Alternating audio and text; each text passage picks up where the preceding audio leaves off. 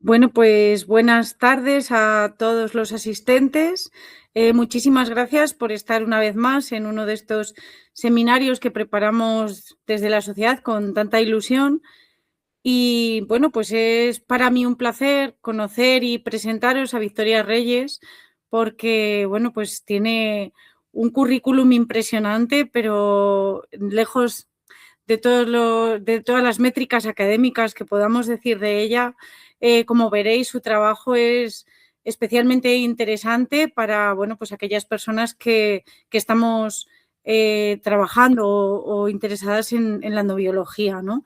Bueno, presentaros a Victoria, ya os digo que es para mí pues abordar varios temas que están relacionados bueno, pues con conservación, con biodiversidad y con algunas otras palabras que nos va a ir revelando ella desde su disciplina y su punto de vista. Ella es antropóloga, es doctora en antropología por la Universidad de Florida y profesora de investigación en ICREA, en el Institut de Ciencia y Tecnología Ambiental de la Universitat Autónoma de Barcelona. Su investigación se ha centrado en sistemas de conocimiento indígena y local y, bueno, pues tiene contribuciones para abordar estos desafíos ambientales contemporáneos a los que nos enfrentamos todos, como la pérdida de biodiversidad y el cambio climático.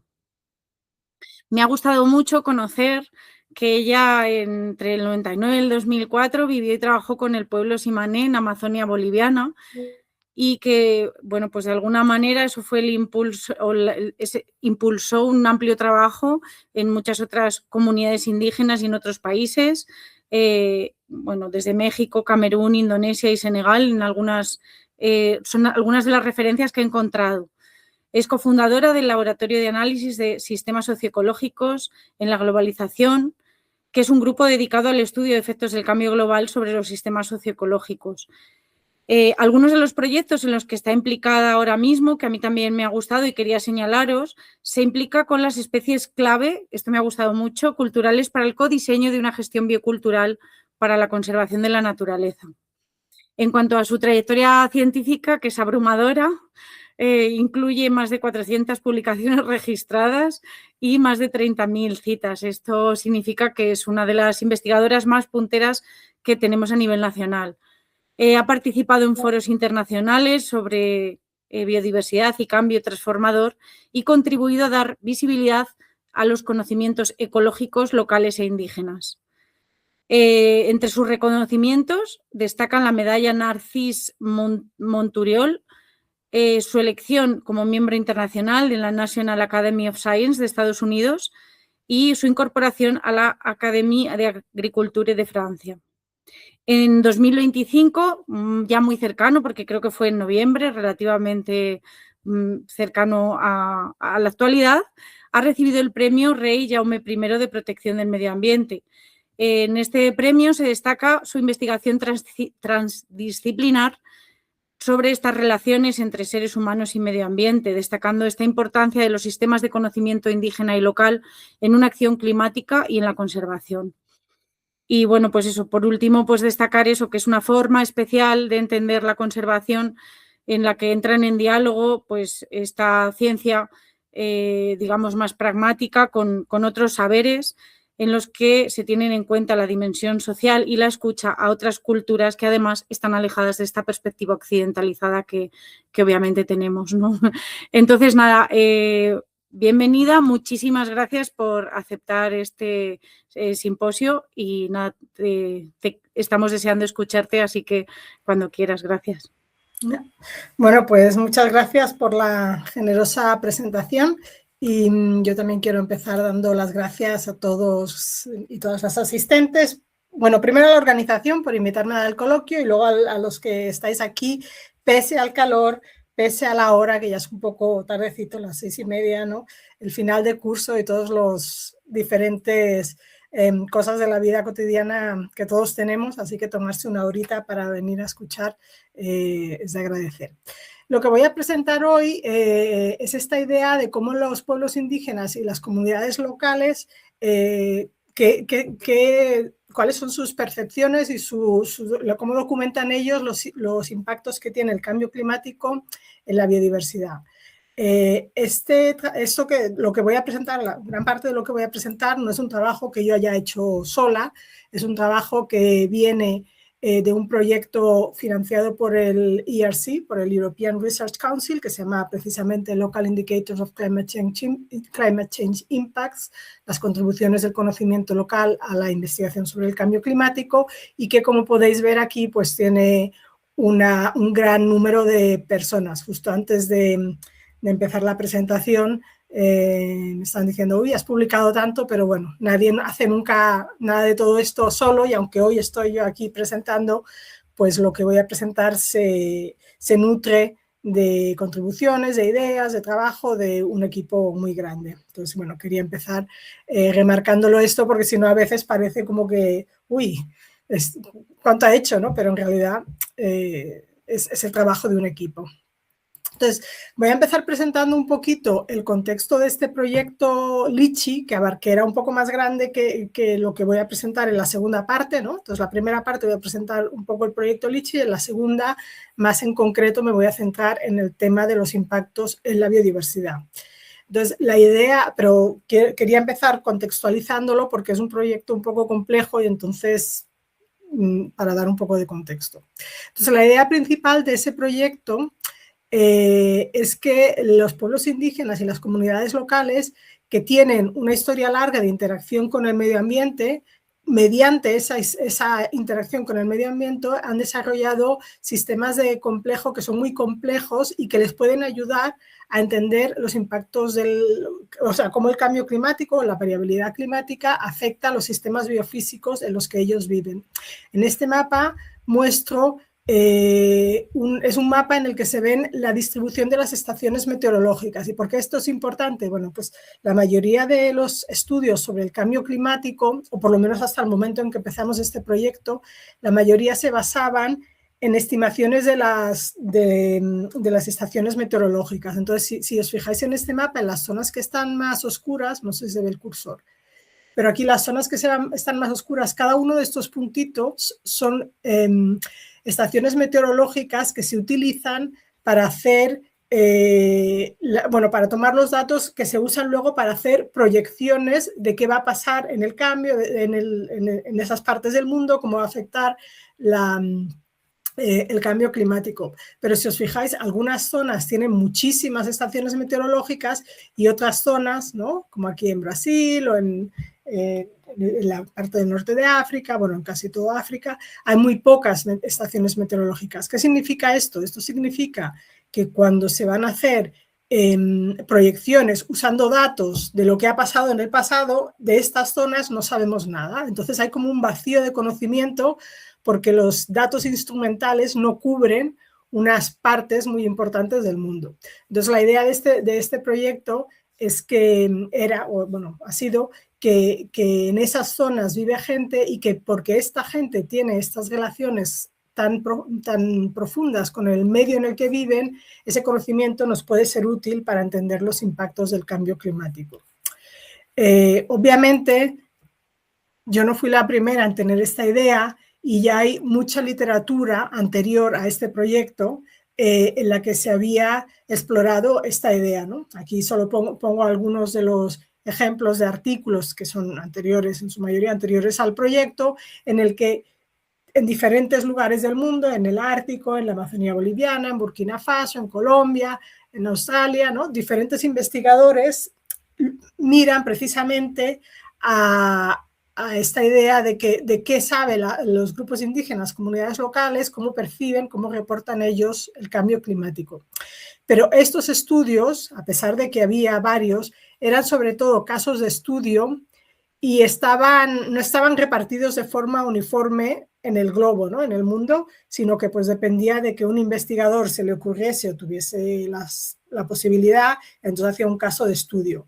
Y además, cada investigador o cada grupo utilizaba los métodos que buenamente entendían, ¿no? O sea, que no había quiero decir que no había una homogeneidad en los métodos, con lo cual los resultados entre grupos, entre publicaciones, no eran muy comparables. Entonces, en este contexto, desarrollamos este proyecto, ¿no? Que le llamamos LICHI, ¿no? Local Indicators of Climate Change Impacts, en el que queríamos explorar este conocimiento local, conocimiento indígena, para entender los efectos del cambio climático, ver si había algunos patrones, ¿no? Y llevar todo este conocimiento digamos, a nivel de los tomadores de decisiones, ¿no? De las políticas internacionales, y crear una red que estuviese interesada precisamente en entender cómo el cambio climático puede ayudar, cómo el conocimiento local puede ayudar a entender el cambio climático. Entonces, la idea detrás de toda la metodología o de todo el enfoque, la idea no es oponer el conocimiento tradicional al conocimiento científico, sino que nos basábamos, como el diseño el enfoque metodológico se basaba en este enfoque que ha estado desarrollado mucho por los investigadores del IPBES, que es la plataforma intergubernamental para la biodiversidad, que le llaman el Multiple Evidence-Based Approach, ¿no? El enfoque basado en evidencias múltiples.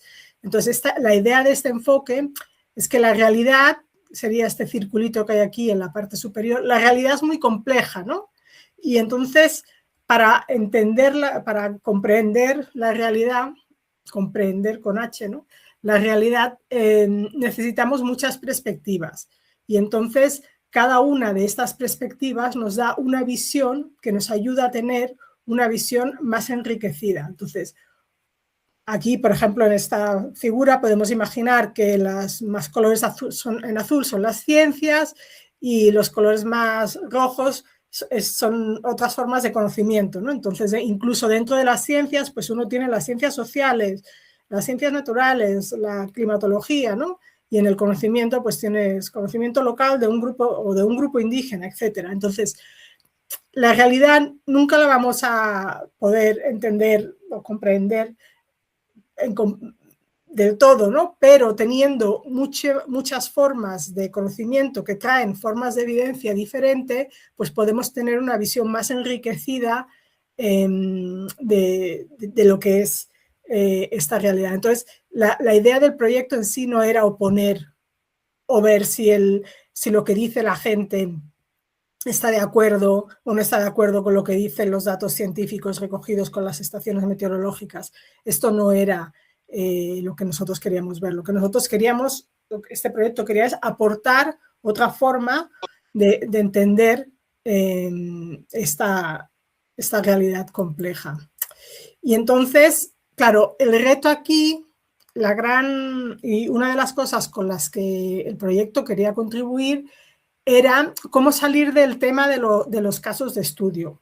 Y esto es algo que, bueno, como he visto que hay varios de mis compañeros con los que trabajamos en varios proyectos de etnobotánica en España, ¿no? Manuel y Joan, Laura, Javier, bueno, los que he visto, a lo mejor hay otros, ¿no? Pero estos los he visto.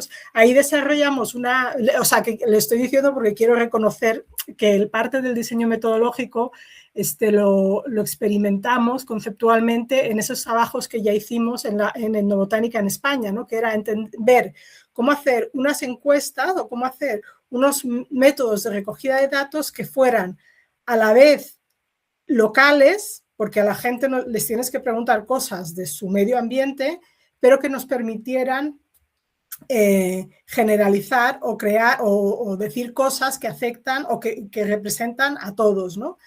Y es porque esto era como os he dicho antes, esto era uno de los grandes problemas de los trabajos anteriores, de entender lo que la gente documenta sobre el cambio climático, ¿no? Que como cada uno ha usado un método diferente, al final no lo puedes poner junto, ¿no? Y en estos trabajos de etnobotánica en España, ¿no? Desarrollamos ya unos métodos en los que intentamos ver, pues, qué conocimiento tenía la gente, pero claro, a la gente le preguntábamos su conocimiento de las plantas que tenían en su zona, pero estaban diseñados de forma que luego eso nos permitía abstraer y hacer como generalizaciones más amplias, ¿no? Del conocimiento local versus el conocimiento moderno, etc. Bueno, todo esto para decir que en este proyecto del LICHI usamos un enfoque metodológico parecido en el que intentábamos recoger información que fuese local, que hiciese sentido, ¿no?, a nivel local, pero que nos pudiese llevar a comparaciones a nivel global, porque trabajamos en muchas partes del mundo.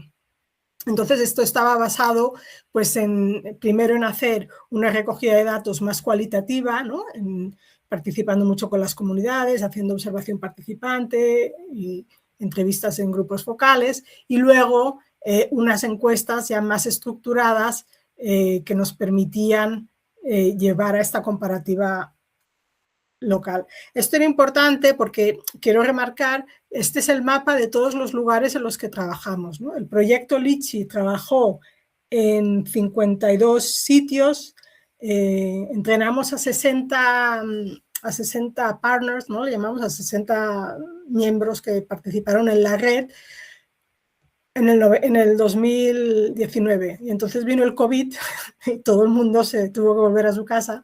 Durante un año el proyecto estuvo parado y tuvimos que entrenar a algunos más porque algunos de los que inicialmente iban a recoger datos ya no pudieron, ¿no? Entonces la idea de este proyecto era recoger datos en todas las zonas climáticas, las principales zonas climáticas y en comunidades con diferentes formas de vida, cazadores, agricultores, gente que se dedica a la ganadería, al pastoralismo y pesca. Entonces, perdón, es que a veces me trago porque siempre lo digo en inglés y me trago. Entonces, como que intentamos que hubiese una distribución muy grande. Entonces, queríamos poder decir cosas en conjunto. Entonces, una de las cosas, el proyecto básicamente se basaba en preguntar, la parte cualitativa del proyecto se basaba en ir a estas comunidades y preguntar a la gente qué cambios en el medio ambiente, desde que eras joven, desde que tú eres joven hasta ahora, qué cambios en el medio ambiente has visto tú y a qué se deben estos cambios. Entonces, esas narrativas que la gente nos decían, nosotros las clasificamos. La idea de esta diapositiva no es que podáis ver la letra, que es muy pequeña, pero la idea que quiero transmitir es que las narrativas locales, ¿no? Por ejemplo, alguien te decía, pues los elefantes ya no vienen, ya no hay elefantes, ¿no? Y otra persona te decía, las hormigas, ya haré menos hormigas. ¿Cómo dos narrativas o dos cosas muy diferentes, tan diferentes, ¿no?, las puedes luego llegar a comparar? Nuestro instrumento para poderlas comparar era esto que nosotros le llamábamos el lychee tree, ¿no?, el árbol de lichis, en el que clasificamos todas las observaciones que nos decía la gente, las clasificábamos según si correspondían.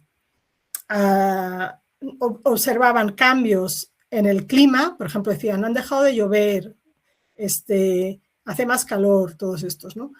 Si eran cambios que observaban en el sistema biofísico, ¿no? Por ejemplo, pues el río lleva menos agua o el suelo está muy caliente, ¿no?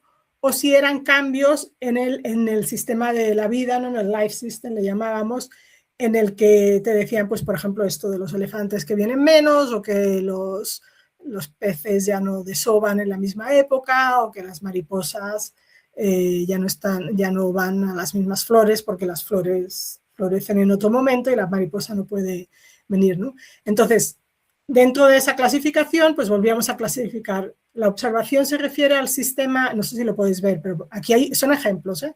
El sistema, a la fauna, a la flora. Dentro de la flora, la información que nos está dando la persona o la observación se refiere a la abundancia, se refiere a la composición de especies, se refiere a especies invasoras, ¿no? Y entonces son cambios en la abundancia de las plantas o son cambios en la distribución, ¿no? Entonces, esta es la idea, ¿no? La gente nos daba narrativas y nosotros usábamos este árbol, que bueno, este árbol Lo podéis encontrar en esa página web. Hay una página web, lichi.edu, que tiene todos los instrumentos, toda la metodología, todos los resultados, y ahí está este árbol. Este instrumento de clasificación nos tardó como 1 año y medio, ¿no? Porque teníamos unas ideas y luego pues lo modificábamos porque aparecían cosas nuevas, bueno, etcétera. Entonces, que ahora parece que está así todo muy cuadrado, pero tomó mucho tiempo. Y esto es lo que nos permitía comparar, y ahora os voy a mostrar un par de resultados de cómo usamos este árbol, ¿no? Entonces, todo ese trabajo, 52 comunidades, 3.000 personas entrevistadas, etcétera, ¿para qué? Pues había como 3 grandes preguntas de investigación en este proyecto, ¿no? Una era sobre cómo los grupos indígenas y las comunidades locales experimentan y entienden y describen los impactos del cambio climático. La segunda era, que es la que voy a hablar un poquito más, la segunda era cómo responden y se adaptan, y la tercera, qué aprendemos de este proceso de tener varios sistemas de conocimiento explorados a la vez, ¿no? Entonces, bueno, básicamente vamos a hablar un poquito de las respuestas que hallamos en global a la primera pregunta, que es la que tiene que ver con experiencias y descripciones del cambio climático, y luego me centraré ya más en un artículo en específico que hablamos sobre impactos en la biodiversidad. Entonces, la primera gran observación o gran resultado, claro, los detalles están en los artículos, ¿no? Pero aquí me limito a los grandes como resultados, era que cuando preguntabas a la gente, en todas las comunidades, cuando preguntabas sobre qué cambios habían visto, todas las comunidades, absolutamente todas en las que trabajábamos, reportaron impactos, reportaron cambios, y estos cambios que reportaron eran muchos, y eran reales, eran tangibles, y estaban situados en su vida cotidiana y tenían efectos de cascada, ¿no? Entonces empezaban diciendo, pues a lo mejor hay menos pescados en el río, pero ¿por qué? Pues porque el agua está más caliente y entonces ya la época de desovación ha cambiado y ya no suben. ¿Pero por qué el agua está más caliente? Bueno, pues porque hace más calor, ¿no? Entonces empezaban a lo mejor en cosas muy concretas, pero veías que había este efecto de cascada de unos elementos afectando a otros, ¿no? Entonces, bueno, en este gráfico ahí son algunos de los ejemplos, ¿no? De cosas que la gente nos decía, ¿no? Por ejemplo, los Aka, que es un grupo indígena en Yunnan, en China, nos decían que decían muchas cosas, pero uno de los ejemplos que destacamos aquí es que el sabor de las hojas de té había cambiado, porque pues ahora el sol calentaba diferente, ¿no? Tenía esos impactos, y cambiaba hasta digamos, la textura, el sabor de las plantas. Otro grupo, por ejemplo, los Inuit, los pescadores Inuit en el Ártico, en Canadá, decían que nevaba menos y que las capas de hielo eran más delgadas, ¿no? Etcétera. O sea, no quiero ir en todos los cambios, sino que simplemente quiero remarcar pues que los cambios que reportaban eran muy holísticos, ¿no? Y afectaban tanto al sistema de vida como a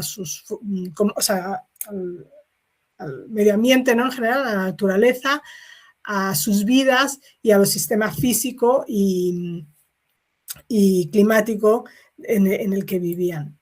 El árbol este que os he enseñado ahí, que parecía un poquito como, ¿y esto para qué sirve?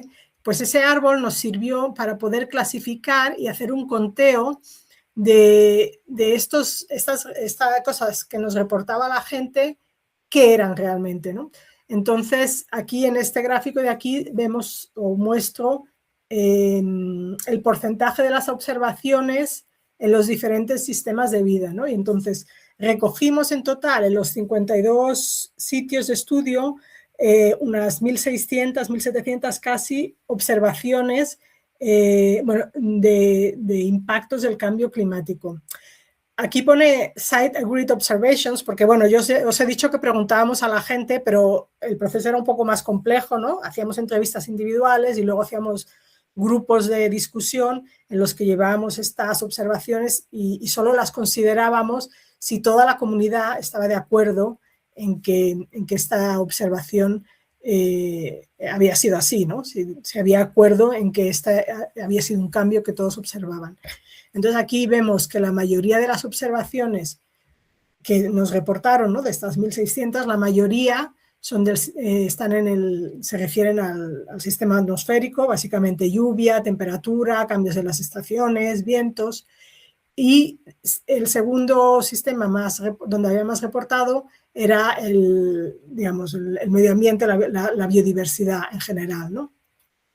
Aquí vemos ¿no?, siguiendo el árbol, pues podíamos ver, ¿no?, por ejemplo, en el sistema atmosférico se dividía en lluvia, temperatura, aire y estaciones, y la mayoría de los reportes eran sobre precipitación.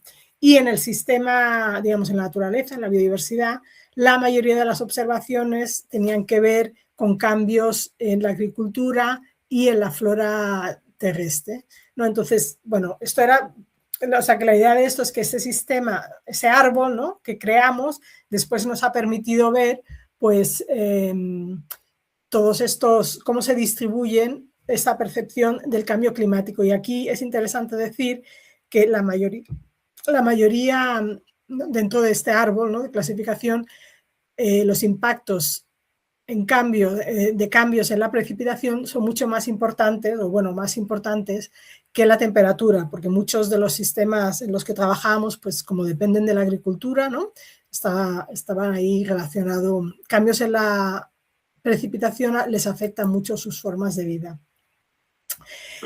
Aquí con esta diapositiva quería mostrar también un poco esta idea de los efectos en cascada, ¿no? Y la idea también de que la gente reconoce el cambio climático como uno de los diferentes motores de cambio ambiental. O sea, que a veces cuando, por ejemplo, este es un ejemplo de los chimanes, ¿no? En verde tenemos los cambios que presentaba en la biodiversidad. En azul los cambios que están relacionados con el sistema biofísico, ¿no?, el agua, el suelo, y en gris los cambios que en el sistema atmosférico. Pero en rojo tenemos los cambios en otros sistemas. Por ejemplo, a veces cuando te preguntabas, te decían, es que claro, ya con el ejemplo de los peces de antes, no sé si aquí hay a ver si lo encuentro por aquí, te decían, hay menos pescados, ¿no? Y tú dices, bueno, ¿pero por qué? Bueno, pues porque hay menos, por lo que decía antes, ¿no? Porque el agua está más caliente cuando los peces vienen a desovar y entonces ya no pueden, la reproducción es más lenta. Y dice, bueno, pero también porque ahora pescamos más, ¿no? Entonces, resource exploitation, ¿no? O porque ahora han puesto una represa y los pescados ya no pueden subir. Entonces, no todos los motores de cambio ambiental tenían que ver con el cambio climático, sino que la gente, y la realidad es así, la gente veía esta complejidad de que hay muchos factores que afectan la biodiversidad y que no es fácil diferenciar cuál es la causa última de ese cambio que están observando, ¿no? Quiero así también remarcar que en todos estos discursos, claro, yo os estoy dando aquí todo un discurso muy destilado, ¿no? Pero la gente no nos decía cosas que podíamos clasificar tan fácilmente, ¿no? Y entonces como que el investigador o investigadora tiene ahí un papel de saber cómo estar entendiendo entre los dos mundos, ¿no? Por ejemplo, en esta diapositiva, que es el ejemplo de los chimanes, ¿no?, que corresponde también, o sea, con la matriz que os he enviado antes, ¿no? Cuando preguntabas a la gente qué cambios ha habido, pues una persona dijo, las plantas se cocinan en el suelo está caliente, entonces llueve, entonces se vuelve a poner caliente y entonces eso hace que las semillas se cocinen.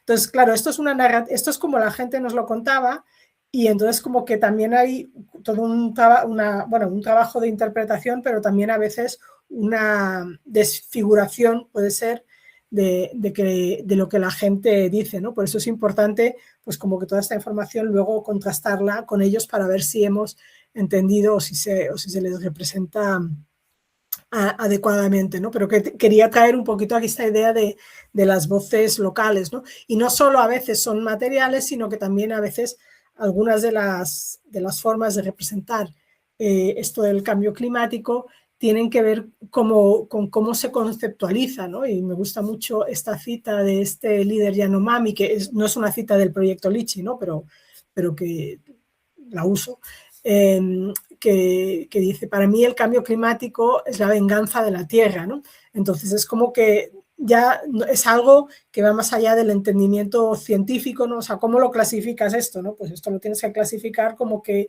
lo conceptualizan diferente, ¿no? Este líder Yanomami, probablemente los Yanomamis, ven la Tierra como o sea, es un elemento vivo, pero que tiene la capacidad de responder casi de vengarse, ¿no? O sea, de responder no como un sistema físico de causa-efecto físico, sino como que tuviera voluntad, ¿no? Entonces, claro, esto es algo que desde la ciencia pues no lo conceptualizamos así, ¿no?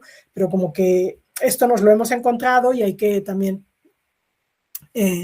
saberlo interpretar o saberlo, o sea, saber tratar con ello y respetarlo, ¿no? Entonces, dentro de todo este proyecto, esto eran algunos de los resultados que encontramos cuando hicimos el trabajo de campo con las comunidades.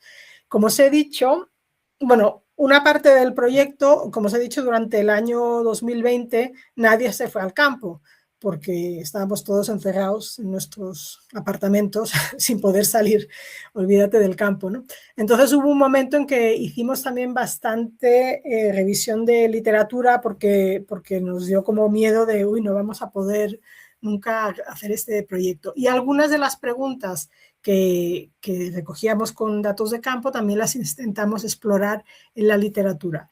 Y este es el caso de este artículo que se publicó en Conservation Biology y que está enfocado, o sea, tiene el mismo enfoque de este proyecto, es una tesis de máster de este chico, Albert Cruz-Gispert, que hizo su tesis de máster dentro del contexto de este proyecto con la misma lógica, pero no usando datos de campo, sino usando una revisión de literatura, ¿no?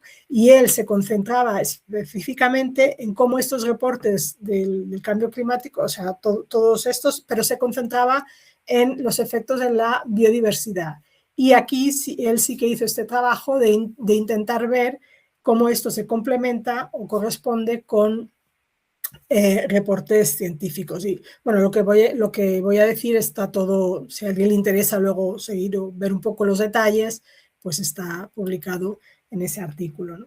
Entonces, bueno, como decía, esto ha sido una revisión de la literatura y dentro de esta, básicamente lo que hicimos fue una búsqueda para artículos que pusiera biodiversidad, cambio climático, grupos indígenas, y ahí de cada uno de estos artículos este chico se los leyó y sacó la información, ¿no? ¿En qué zona geográfica?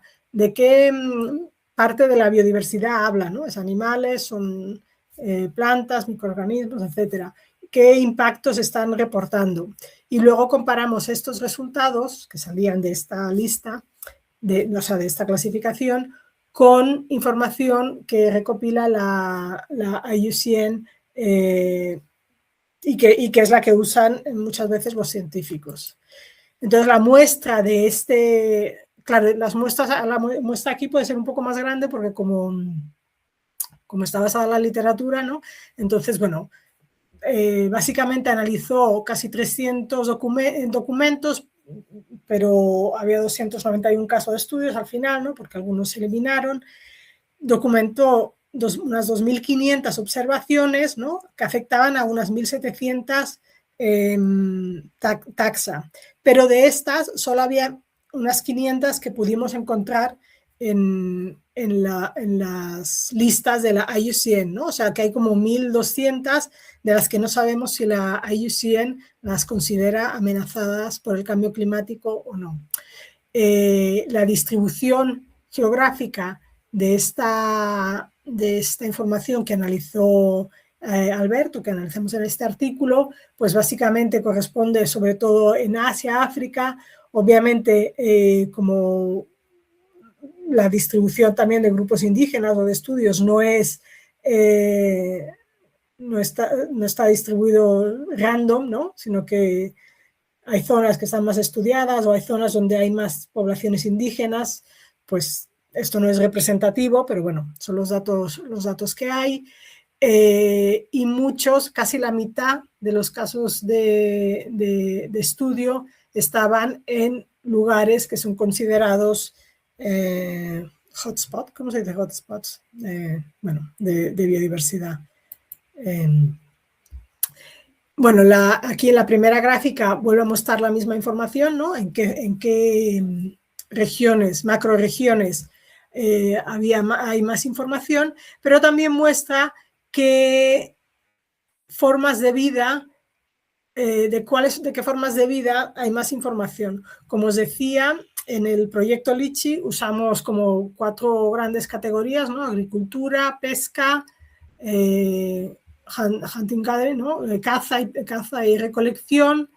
Creo que esto era pastoralismo, pero no sé por qué está. Ah, no, aquí lo pone. Animal husbandry, sí. Eran pastoralismo, pero no sabía por qué era AH. Y otras formas de vida dependientes de la naturaleza. Aquí nos centramos en esto. Entonces, bueno, es interesante aquí ver que la mayoría de las observaciones son en comunidades que practican la agricultura y la pesca. Pero muchas de las observaciones, de nuevo, no están, muchas de las taxas no está considerada por los reportes de la IUCN. ¿Y qué reportaba la gente, no? O sea, él lo que recogió era en el artículo, este investigador reportaba un impacto del cambio climático en la biodiversidad. ¿Y qué reportaba la gente? Pues de nuevo, reportaban abundancia, como hemos visto que también bueno, no lo hemos visto, no lo he enseñado, pero bueno, en el caso de LICHI también la abundancia era uno de los cambios que más se reportaba, y aunque aquí no lo pone, pero son cambios casi siempre negativos, ¿no? Hay menos de tal taxa, hay menos, ¿no? Cambios en la abundancia. Había también muchos cambios, se reportaban muchos cambios en la calidad de las diferentes especies. Por ejemplo, este ejemplo que decía, ¿no? Las hojas de té ya no saben igual, ¿no? O cambios que nosotros clasificamos como calidad en la distribución, en la finología, la composición, etcétera, ¿no? Entonces, la gente no solo, bueno, o sea, la observación no solo es de cuántos hay, ¿no? Sino que pueden llegar a ser muy, muy compleja. Y también es interesante ver que la mayoría de muchos de los reportes, cuando lo miramos a nivel de categorías taxonómicas, muchos tienen que ver con pescados y mamíferos, ¿no? Y entonces, claro, por ejemplo, cosas como reptiles, ¿no? Otras taxas, ¿no? Otros grupos taxonómicos, textiles, microorganismos, pues tienen muchos menos reportes. Mucho de esto tiene que ver probablemente con cuáles de estas especies son útiles o son utilizadas por los diferentes grupos. Bueno, voy a saltar a lo mejor este cuadro es un poco ahí más complejo, pero intenta ver intenta cruzar las dos cosas, ¿no? Las categorías taxonómicas con los impactos, ¿no? Entonces, por ejemplo, los peces, la primera columna, ¿no? Lo que más se reportaba era abundancia, pero bueno, en general en todos abundancia, pero por ejemplo, si miramos en los invertebrados, se reportan más enfermedades, ¿no? Que abundancia, o en los microorganismos igual, ¿no? Proporcionalmente, claro, todo esto es proporcionalmente al grupo. Entonces, bueno, esta clasificación nos permitía ver para cada grupo cuáles son las cosas que parecen afectar más a diferentes grupos, los impactos que parecen afectar más a diferentes grupos taxonómicos. O de nuevo, pues estos son cuadros parecidos en los que intentamos ver los reportes, cómo se distribuyen a nivel de regiones o de macrorregiones, ¿no? Entonces, por ejemplo, en Europa casi todos los reportes son de pescados, ¿no? Entonces, bueno, claro, esto tiene una explicación que es que como trabajamos, bueno, como la búsqueda era grupos indígenas y comunidades locales, en Europa probablemente la mayoría de los grupos, de los documentos que se encontraron en esta búsqueda bibliográfica, pues tienen que ver con las zonas con los Sami o con grupos que viven en el Ártico, que se alimentan de pescados, entonces esos son no, perdón, en Europa, no en el Ártico, ¿no? Los mamíferos. Y en Europa, pues ahora no sé, no recuerdo exactamente la explicación, pero va por ahí, ¿no? De que en función de que lo que quiero decir es que estos datos representan la literatura que hemos podido encontrar, pero la literatura no está distribuida al azar. Entonces, estos datos hay que también interpretarlos. En relación a los qué taxa, o sea, cuáles eran los grandes grupos, ¿no? Pues ya hemos visto que los animales en general eran más reportados y luego había grupos, pues las bacterias o los grupos así menores que tenían muchos menos reportes. Esto es importante también porque a veces esto ayuda como a situar cuál puede ser la contribución del conocimiento tradicional, ¿no? Probablemente la gente reporta más en los grupos o en las especies incluso que son más observables y que tienen a lo mejor una relación más con sus formas de vida y otros grupos pueden estar menos reportados, ¿no? Entonces, donde el conocimiento tradicional puede complementar más o contribuir más, pues es en las categorías en las que hay más observaciones. Un punto importante, el último punto de los resultados, antes ya de hacer un poco de discusión, de conclusión, un punto importante de este trabajo de Albert es que la mayoría de las especies que la gente reportó en esta revisión de la literatura como siendo afectada por el cambio climático no están consideradas, primero, no están, muchas de ellas ya no están reportadas en los informes científicos o en los informes de la OICN, y de las que están reportadas, aunque la gente veía impactos del cambio climático, no aparecen como amenazadas por el cambio climático en los reportes de la OICN, ¿no? La OICN, aparte de tener las categorías estas de grado de amenaza, también tienen unas variables que es si está amenazada por el cambio climático o no la especie, ¿no? Y entonces, claro, aquí hay una especie de como de falta de acuerdo, ¿no? Porque la gente no decía que estaba amenazada, la gente decía que sabía que había recibido, esas especies tienen un impacto del cambio climático, ¿no? Y sin embargo, los reportes científicos o los reportes de la OICN no lo documentan. Entonces ahí como que hay, a lo mejor la gente que vive en esos ambientes y que las maneja esas especies cada día, pues puede informar de cosas, ¿no? O que los científicos no ven, o a lo mejor la gente ve amenazas locales, ¿no? Mientras que los científicos están midiendo a un nivel más global, ¿no? Hay una falta de desacuerdo y entonces es interesante ver qué podemos aprender de esta falta de desacuerdo. Bueno, ya para ir concluyendo, la pregunta que nos hacíamos o la pregunta que queríamos contestar con esta investigación era qué reportaba la gente sobre los impactos del cambio climático en la biodiversidad, ¿no? Entonces, tanto la revisión, los casos de estudio en el campo como la revisión de la literatura nos hacen concluir, ¿no? que las observaciones que proporciona la gente son de pequeña escala y son de largo plazo y están basadas en su propio conocimiento, ¿no? No son impactos, no reportan impactos generales, sino que pueden llegar a reportar impactos pues, que tienen que ver con la distribución de especies, con la abundancia, la finología, con las interacciones de las especies con sus ecosistemas y que a veces estas observaciones son difíciles de capturar o de detectar con sistemas de monitoreo científico, a veces, y particularmente las que son en sitios donde no hay una línea de base, ¿no? No puedes detectar cambios si no sabes cómo era antes. Entonces, bueno, el conocimiento indígena puede ser una forma, bueno, y de ahí partíamos, ¿no?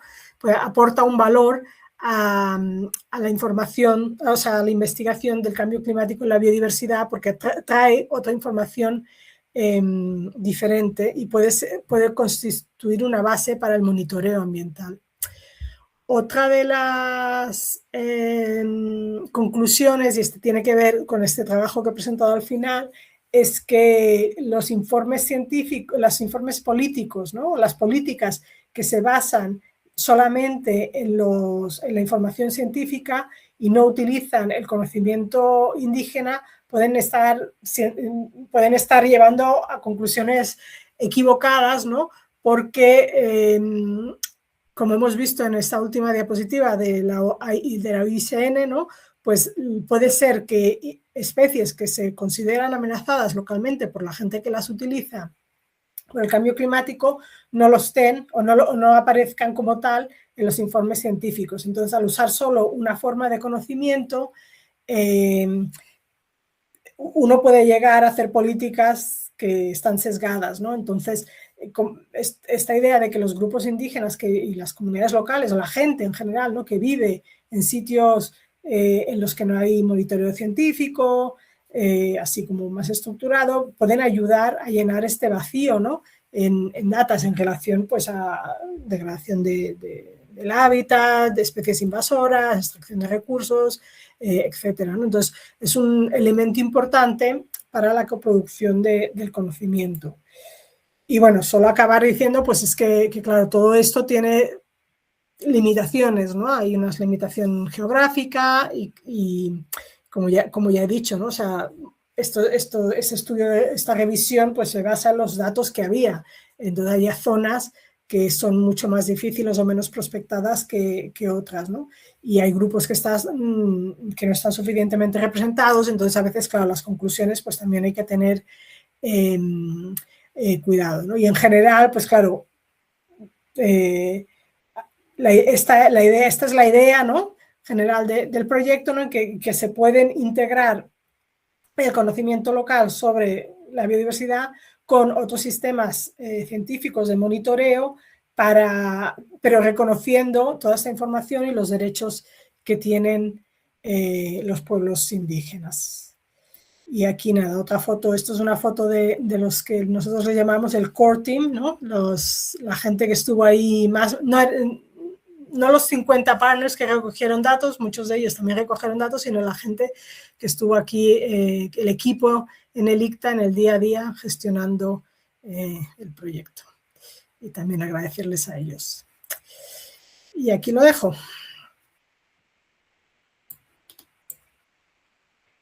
A ver si ahora se deja de compartir.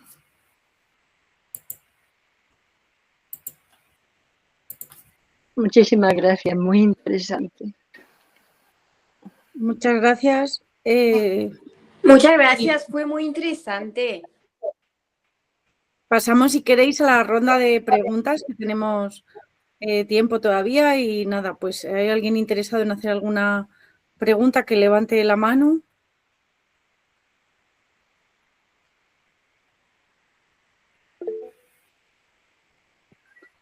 Bueno, tenemos por ahí a Laura.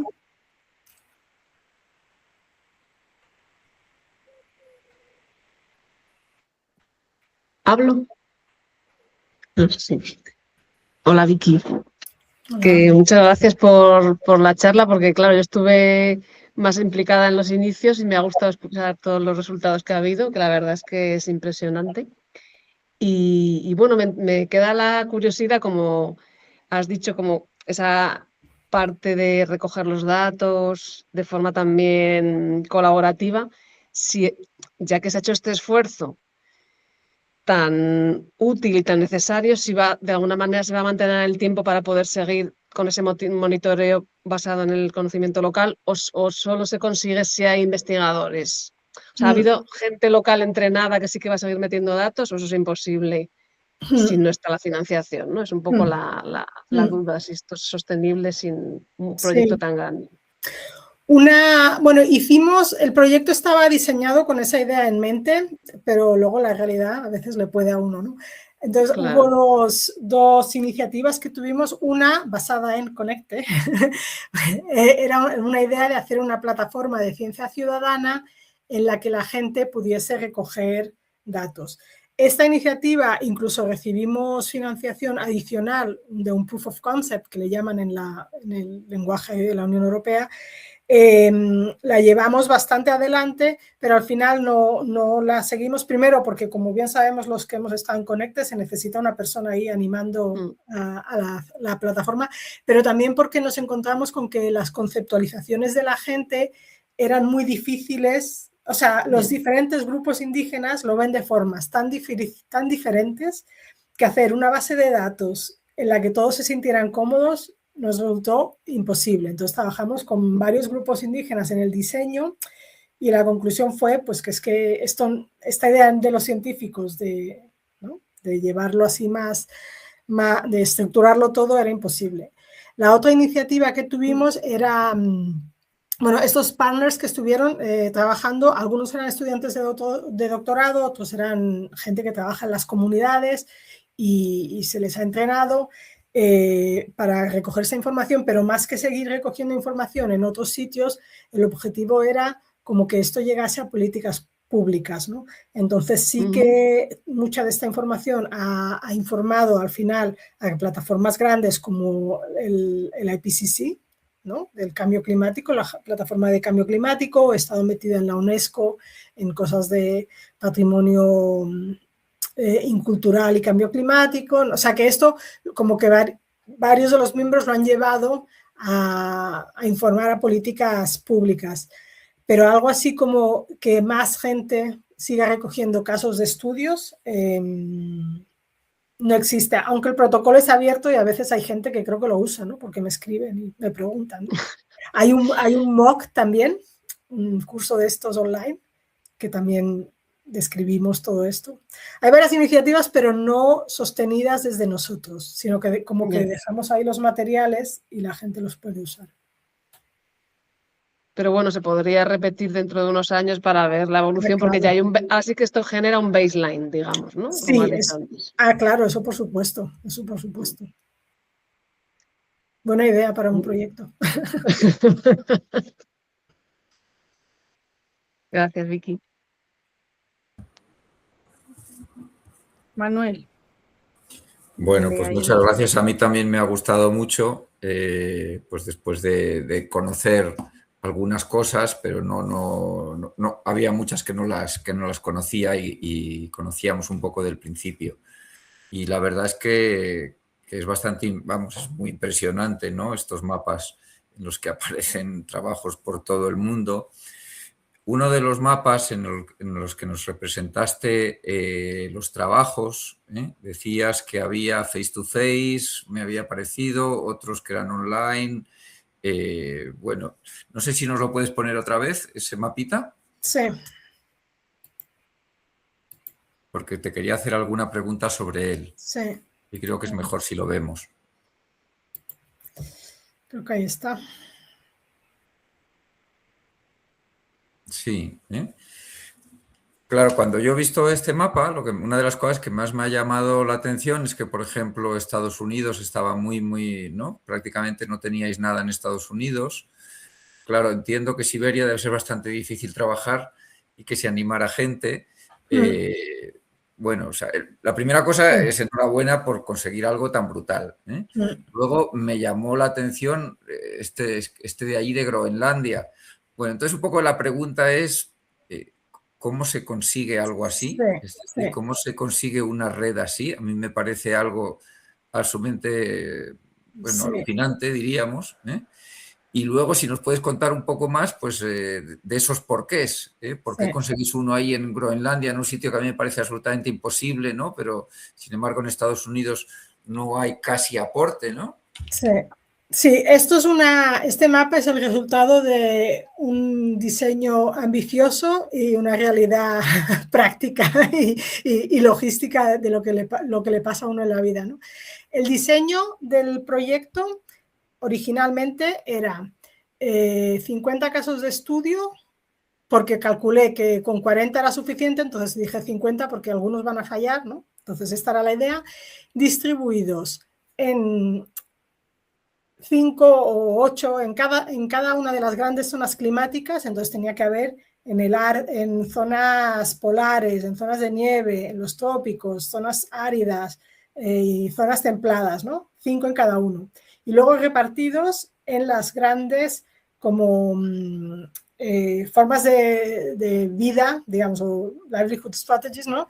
Que están relacionadas con la gestión del medio, o sea, que están relacionadas con la naturaleza. Entonces, tenía que haber 8 o 10 de agricultura, 8 o 10 de pastoralismo, 8 o 10 de pesca, cazadores recolectores. Esto era como el diseño que yo quería y que estos estuvieran repartidos.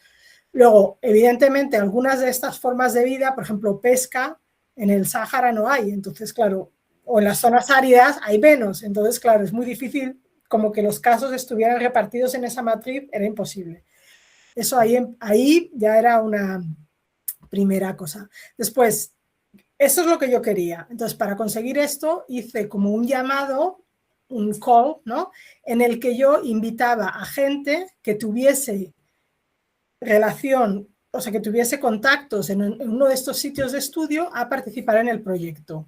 A cambio de, pues pagábamos el trabajo de campo y les dábamos el entrenamiento, formaban la red, etcétera, ¿no? Entonces, claro, ahí es la realidad que te viene. Entonces, claro, ¿quién aplica? Porque tú tienes que escoger ese criterio maravilloso, ese cuadro maravilloso que yo quería llenar, pues luego lo tenía que llenar con la realidad de la gente que venía. Y entonces ahí me salió algo más o menos aceptable, que no era el cuadro que yo presenté en la propuesta, pero parecía.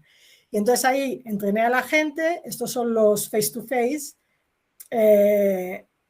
vinieron a Barcelona, les entrené, los datos hay que recogerlos así, hay que trabajar así, esta es la idea, bueno, todo.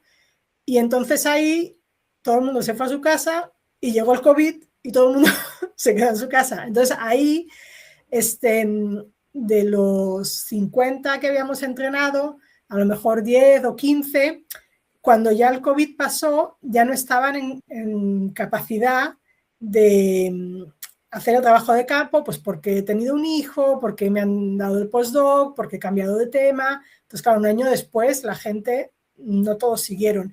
Y ahí hicimos un entrenamiento face to face, o sea, virtual, hicimos como con otra gente intentando rellenar esos huecos o pero claro, en ese momento yo era un poco desesperado, porque había gente, por ejemplo, la gente que trabajó en China tardó como 18 meses en poder volver al campo, porque era imposible. Entonces, como que un criterio ahí en esa segunda etapa fue pragmático de que o sea, la pregunta era, ¿tú puedes ir al campo a recoger los datos? Más que Climate Zone y entonces en todo este proceso había como 4 casos de estudios en Estados Unidos y había también un par en Australia, y estas, como eran zonas, trabajar en Estados Unidos con grupos indígenas fue difícil hasta muy tarde, y en Australia el país estuvo cerrado como 2 años, entonces los casos de estudio de ahí cayeron y los sustituí pues por lo que se pude, ¿no? Entonces es esto, es una combinación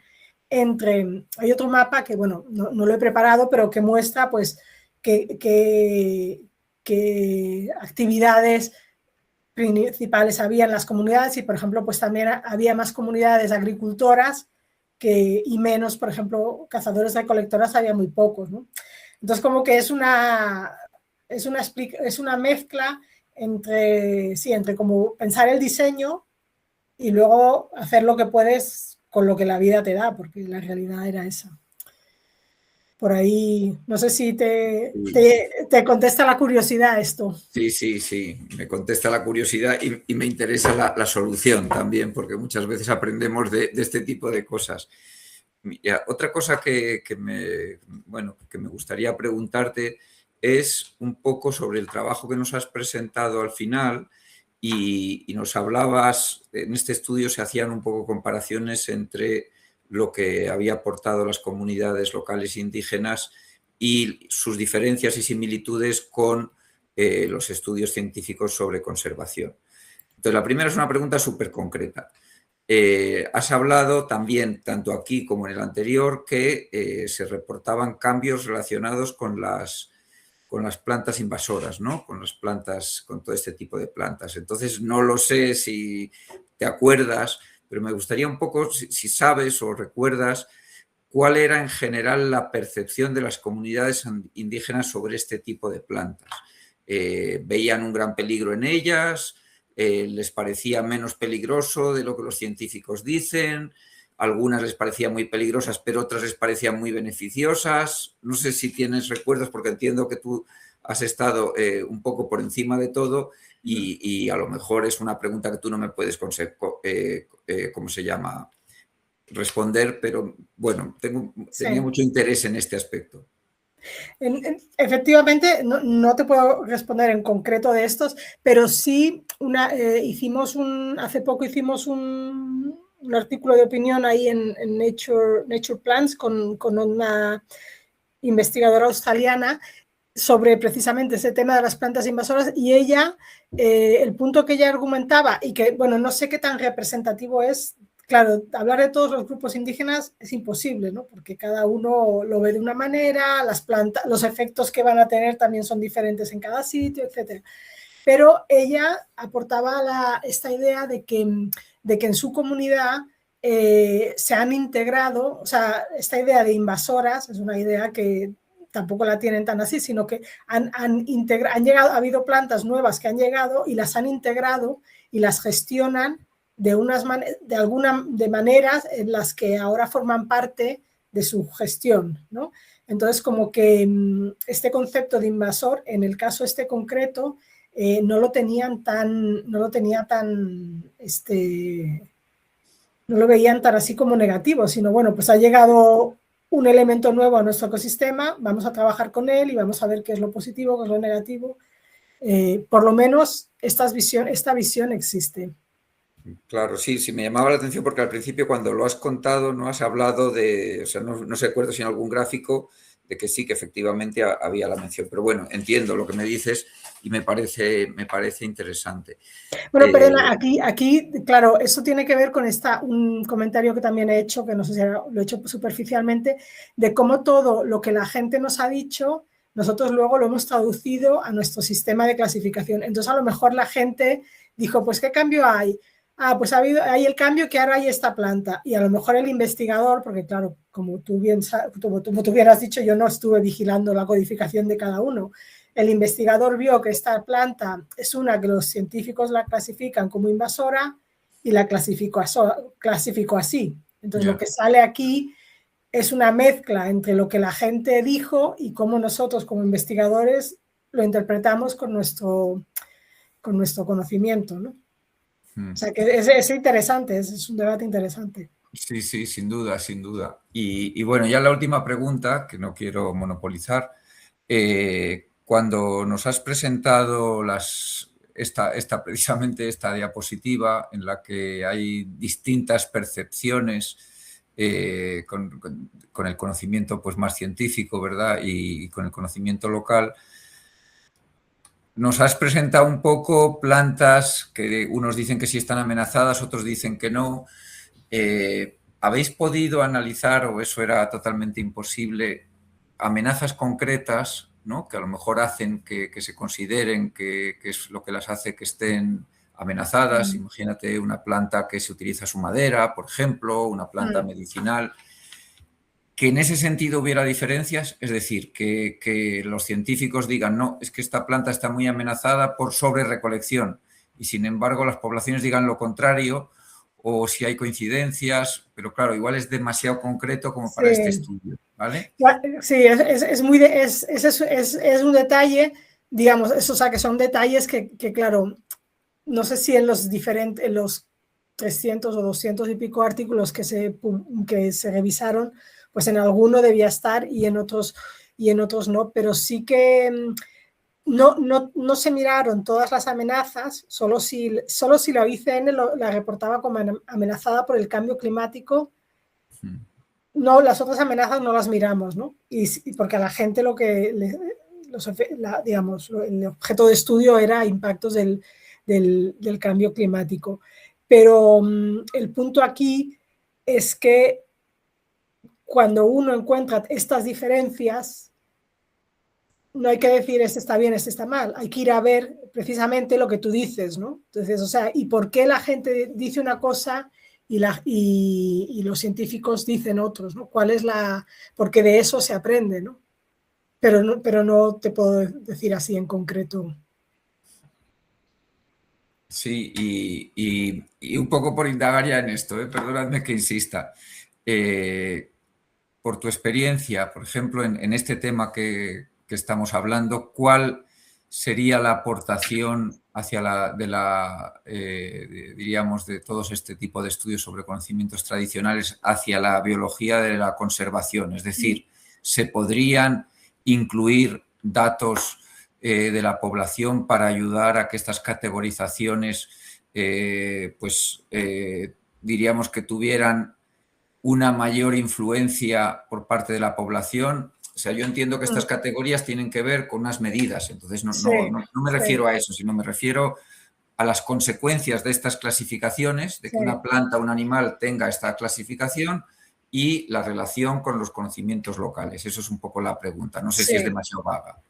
¿Qué puede aportar el conocimiento local a esto para que haya una mejor conservación?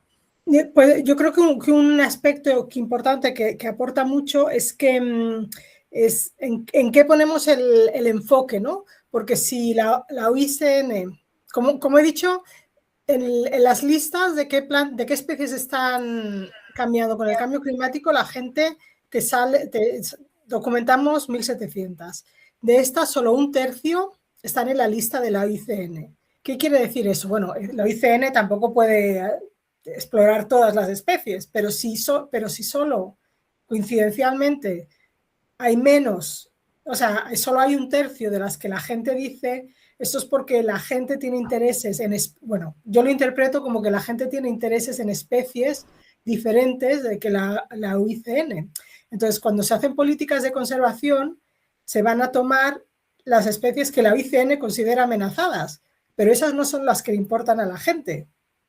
Porque la gente, cuando tú les preguntas, te están diciendo otras taxas, otras especies.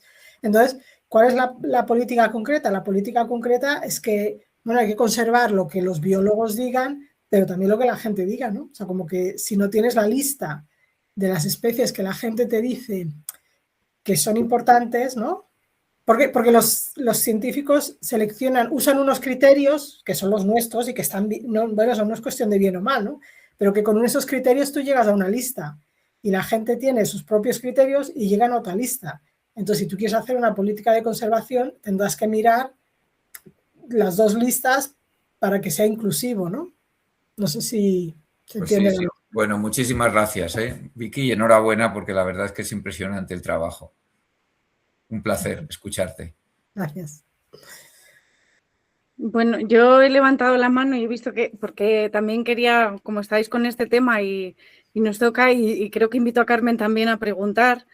Bueno, ya he dicho gracias antes, no quería copar tiempo, pero me reitero en las gracias por el trabajo y por presentarlo de esta manera.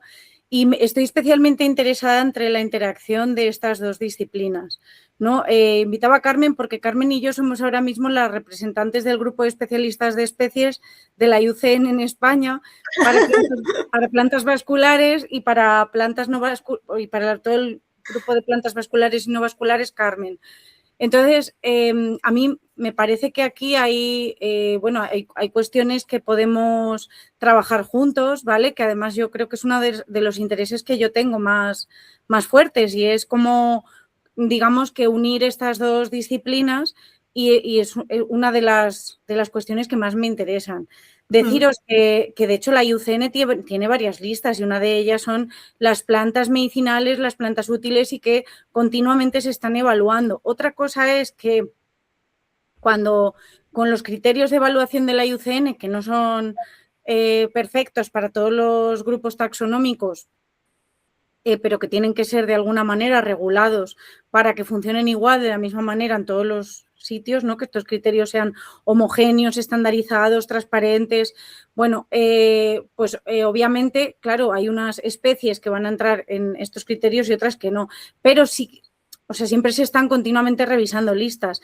También tenéis que saber que normalmente el trabajo que hay detrás es muy voluntarioso, con lo cual, bueno, pues se llega a donde se llega, pero siempre hay preocupación. Y si de alguna manera estáis preocupados por algunas especies que bueno, pues que se están reportando, ¿ves? Nosotros ahora mismo estamos, por ejemplo, por poneros un ejemplo, tenemos justamente una evaluación de sideritis, que hemos estado intentando trabajar con comunidades locales, ver cómo la usaban y ver también esa evaluación y cómo esa evaluación cambia también con el tratamiento taxonómico, porque esto es también una preocupación, ¿no? Y ahí, por ejemplo, en sideritis lúrida o el grupo amplio de sideritis lúrida, que en León le llaman el té de monte, ¿vale? Que no es el té de roca ni la sideritis isopifolia, que es la que está normalmente regulada, pues, bueno, pues tenemos, por ejemplo, la cuestión de que en León se utiliza, pero, por ejemplo, en Gredos y Cáceres, ¿no? No, siempre tenemos esta conexión de decir si la gente puede aportar, que está claro, y esto yo creo que se alinea un poco con lo que nos has presentado, que la gente importa mucho a la hora de conservarla, de tenerlo en cuenta, pero bueno, deciros eso, que hay veces que no es tan fácil y que incluso depende de lo que reporten, puede ser un dato útil o no. Y ahí yo tenía una pregunta también un poco relacionada, porque quizás me preocupaba un poco separar, bueno, vosotros os habéis centrado en cambio climático, pero separar, por ejemplo, cuando alguien reportaba un dato, si ese dato realmente era, o esa desaparición o ese cambio se producía por el cambio climático o cómo el investigador decidía si realmente era por cambio climático o por ejemplo, un cambio en el uso del suelo. Sí. Bueno, dos cosas. Te voy a contestar primero esta pregunta y luego lo de la IUCN. Para decidir esto de si se debía al cambio climático, o sea, si la causa era el cambio climático, la pregunta que hacíamos en el proyecto, en general, o sea, luego había mucho como detalle, pero en general era, ¿qué cambios has visto? Y entonces cuando te decían un cambio decías, ¿y por qué? ¿Y por qué? ¿Y por qué? Hasta que llegabas ya que la gente decía, pues porque sí, porque Dios lo quiso así, ¿no? Entonces, si alguno de los por qué, en estas respuestas del por qué, la gente nos daba un elemento que tenía que ver con cambios en el sistema, en el sistema atmosférico, lo considerábamos como que el cambio climático había influido en eso. Y luego, o sea, que había como... Te podían decir que había dos causas, pero, o tres o cuatro, pero si una que nombraban era cambios en la temperatura, la lluvia, etcétera, pues esto lo considerábamos cambio climático. Y la otra consideración es que lo llevábamos a estos grupos focales donde la gente lo discutía, ¿no? Como entre 8 o 10 personas se discutían estas observaciones y las relaciones, la causalidad. O sea, que tenía como que el grupo estar de acuerdo en que esto era así. Y esto, como esto era un trabajo sobre percepciones o sobre reportes locales, pues no íbamos más allá, pero sí llegábamos hasta el punto de que la gente, el grupo, lo considerase así. Esto era nuestra manera de hacerlo. Y en relación a la otra pregunta, bueno, primero que no quiero haber dado la impresión de que era una crítica a la IUCN ni nada por el estilo, sino simplemente son dos sistemas de conocimiento y el punto es que cuando los pones juntos te dan información diferente. Entonces yo no sé si es tanto que la IUCN tenga que cambiar sus criterios, porque sería como decirle a la gente que ellos tienen que cambiar sus criterios y decirle, no, esta planta es más importante, pero si para ellos no es, pues no es, ¿no? Y la IUCN yo creo que es lo mismo, la IUCN o cualquier científico. Si para mí como científica mi criterio es que la distribución sea al azar, pues tengo mis razones y no me va a venir...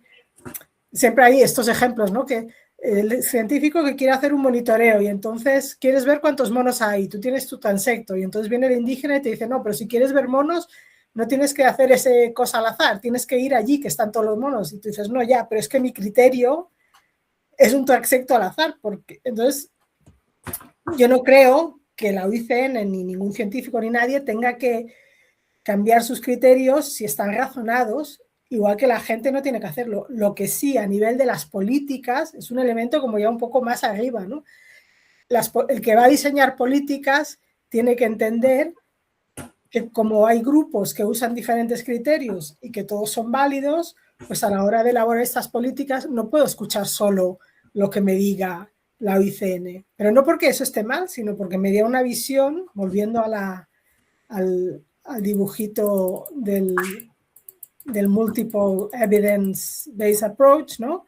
Porque lo que me va a decir la UICN es este puntito rojo y lo que me va a decir la gente es este azul. Entonces, no ha estado bien o mal ninguno, sino... Entonces, no sé si... O sea, a nivel de práctico, pues evidentemente hay que escuchar a la gente y sí que alguna planta en concreto, si interesa, pues uno tiene que dialogar con estos sistemas de conocimiento, ¿no?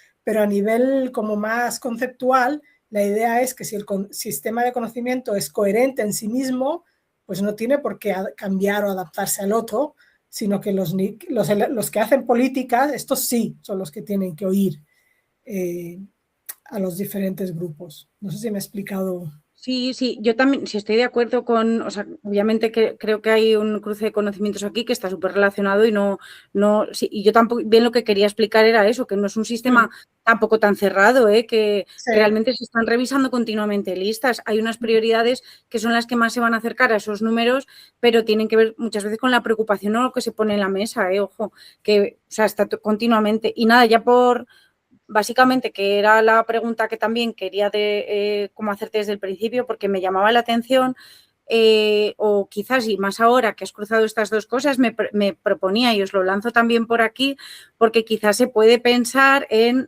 pues hacer alguna... o hacer algún tipo de... o aplicar esta metodología quizás en España, que tenemos también bastante más control a lo mejor de listas y poder ver esto, porque es bastante interesante. Ya os digo que a mí me gusta mucho la intersección entre estas disciplinas. Entonces, si queréis, también se puede pensar en cómo aplicar esto a un nivel, yo propongo nacional, porque creo que podemos partir de las bases que estamos trabajando ahora, que son bastante extensas, y a lo mejor podemos averiguar cuestiones interesantes acerca de las plantas. Ya os digo que yo creo que también hay una relación aquí continua, de todas maneras, pero hacerlo de una manera metodológica como has propuesto me parece una idea excelente. Entonces, nada, lanzo ahí también una caña que quizás podría ser interesante para pensarlo en el futuro. Y con esto me callo y dejo que están Carmen y Laura con la mano levantada y así no copo el tiempo. Gracias, muchas gracias. Gracias.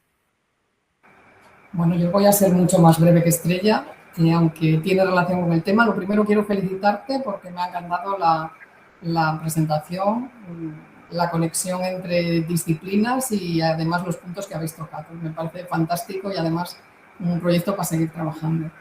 Y dicho eso, ligo con lo que dijo Estrella. Muchas de las evaluaciones que hay en UICN, para empezar, es que están desactualizadas. A lo mejor si hoy mismo repetís ese análisis de cuántas especies están amenazadas por causas derivadas del cambio climático, cambian los resultados. Yo te invito a lo mejor a que hicierais esa comparación. Igual le encuentras algún mito estudiante que le apetezca hacer, pues ver esos movimientos, porque se están haciendo actualizaciones periódicas un par de veces al año. Y siempre hay especies que están desactualizadas y a lo mejor, si se evaluaron hace mucho tiempo, tampoco reflejan la realidad actual.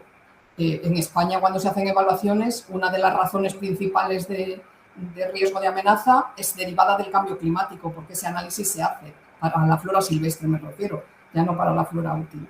Y otras que os invitaba a hacer una selección de especies que necesiten ser evaluadas y ver cuál es su riesgo real, porque a lo mejor no están, pero pueden estar.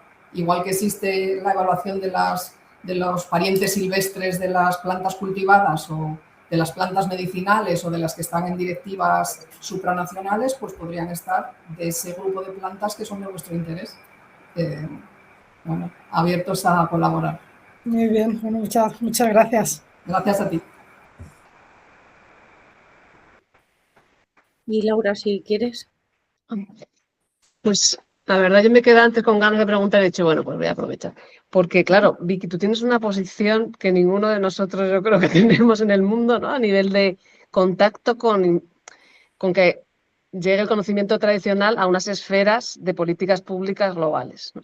Entonces me gustaría saber qué percepción tienes tú de si realmente se va a incorporar, se está incorporando, o sea, por ejemplo, con el Litchi, ¿hasta qué punto crees que estos resultados que habéis obtenido van a repercutir en políticas públicas? O sea, ya sin hablar de este diálogo entre el conocimiento más biológico, convencional y el conocimiento tradicional, sino el conocimiento tradicional per se, con también su forma de conceptualizar la biodiversidad, ¿no? Sí, o sea, ¿de qué manera ha permeado? Y no sé, como que nos cuentes tus sensaciones también, ¿no? Sí, bueno, yo empecé a trabajar en este tema hace 30 años ahora, ¿no? Con mi tesis, y ahí era un tema muy exótico, que nadie trabajaba. Se ha convertido en un tema bastante, no diría popular, ¿no? Pero sí que creo que ha habido una permeabilidad a las políticas públicas, o una sensibilidad, y creo que ahora vamos en retroceso de nuevo. Y tiene que ver con esta cosa del cuestionamiento de la ciencia, o sea, que no se ha llegado a esta idea de poder ver esta diapositiva que tenía de los sistemas de conocimiento diferentes, ¿no? Entonces, como ahora hay un ataque bastante frontal a la ciencia en general, ¿no? Desde el tema del COVID y que si los remedios caseros, entonces como que desde la ciencia, mi sensación es que desde la ciencia, desde los científicos, se está como blindando, decir, bueno, porque si el conocimiento tradicional, o sea, cualquier cosa que me diga cualquiera, ¿no? Y que no cree en el cambio climático, también lo tengo que respetar, ¿no? Entonces, como que ha habido bueno, hay otras formas de conocimiento, otras creencias, otras, ¿no? Que no son pero que han hecho, como que están volviendo a crear esta barrera que yo creo que se había ido cerrando los últimos años. Entonces, yo creo que ha habido una apertura a nivel, por ejemplo, de las políticas de gobierno. Por ejemplo, ahora en el acuerdo de Kunming-Montreal, pues como hay esta idea de que quieren proteger 30% de las áreas terrestres del mundo, pues ese 30% ¿dónde está? O proteges áreas donde vive gente, grupos indígenas, la mayoría de ellos, o no llegas a ese 30%, porque tampoco ¿qué vas a hacer? ¿Quitar las ciudades? ¿Dejar de cultivar? Pues las únicas áreas que quedan para llegar a ese 30% son las que vive gente. Entonces, como que hay ahí un discurso de que se va a hacer, pero por otro lado, ahí está. O sea que yo creo que sí se ha avanzado y sí que había esa voluntad, pero creo que ahora vamos a ver un retroceso en todo esto que tiene que ver con los ataques a la ciencia que se hacen desde otro lado, pero que la ciencia como que se blinda y todo lo que no sea estrictamente dentro de su paradigma lo está empezando a rechazar. Y yo creo que esto, bueno, es una predicción, ahí que alguien la anote. Vamos a hacer apuestas, pero no sé si te contesto, pero... Sí, bueno, o sea, esto me contesta algo que ni me esperaba, o sea, que todavía peor el escenario, pero o sea, yo me refería más a si ha llegado a incorporarse en políticas públicas, o sea, no, sí, por ejemplo, los políticos. Esto que te decía del acuerdo de Kunming-Montreal, ¿no? El último, pues ahí 30% de la superficie terrestre que se quiere proteger, cuentan con ¿esto cómo le llaman? Otras áreas especiales, no sé, que tiene un nombre ahí muy largo, ¿no? Pues estas son áreas que ha conservado la gente indígena y los grupos indígenas aparecen. Entonces, en esas esferas sí que ha tenido un impacto. O sea, sí que ha tenido impacto, sí que ha tenido una repercusión.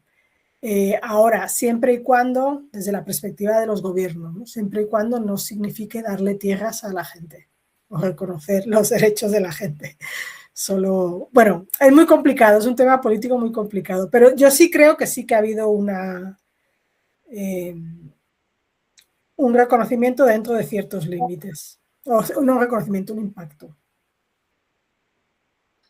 La verdad es que yo te oigo y pienso que ojalá tuviera esto más fuerza, porque, claro, pensamos en el poder político, es verdad, y es que estaba Vicky for president. Vicky for president. sí, Pero yo soy científica, a mí que no me metan.